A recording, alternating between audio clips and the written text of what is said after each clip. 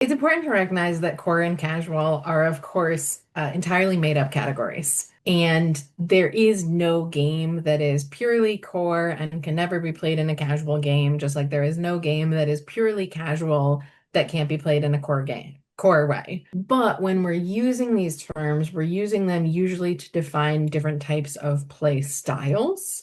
So a hardcore gamer would be someone who plays regularly, often intensively, who's really committed to things like game completion, game achievement, etc.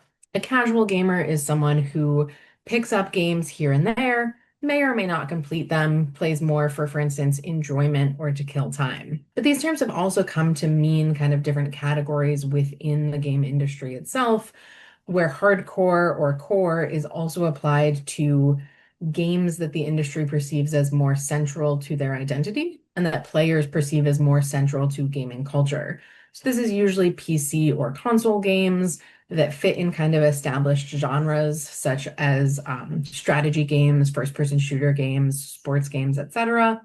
And casual games are often associated with games that are easier to pick up and play, easier to put down, interruptible, often on less money and time intense systems such as mobile phones, browsers, etc. The issue that comes in when we're talking about core and casual, and why I started by saying these are made up categories, is because despite the fact that they're made up, despite the fact that games cross over between these frequently in terms of how people approach them or what their motivations are, they still have power and meaning in the industry.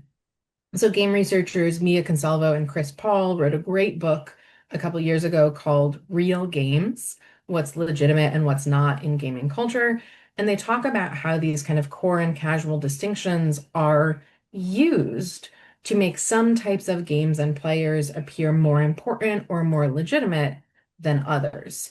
And so that's why investigating core and casual is so important, not because these categories are clearly bounded and meaningful, but because people have applied meaning to them in ways that valorize core gameplay, core games, core systems, and deep investment over casual games, casual systems, and casual investment.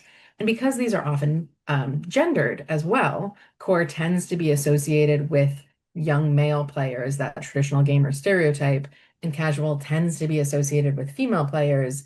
This also ends up being a gendered valorization where male players are positioned as more important, more legitimate, more the focus of the industry than more diverse players are.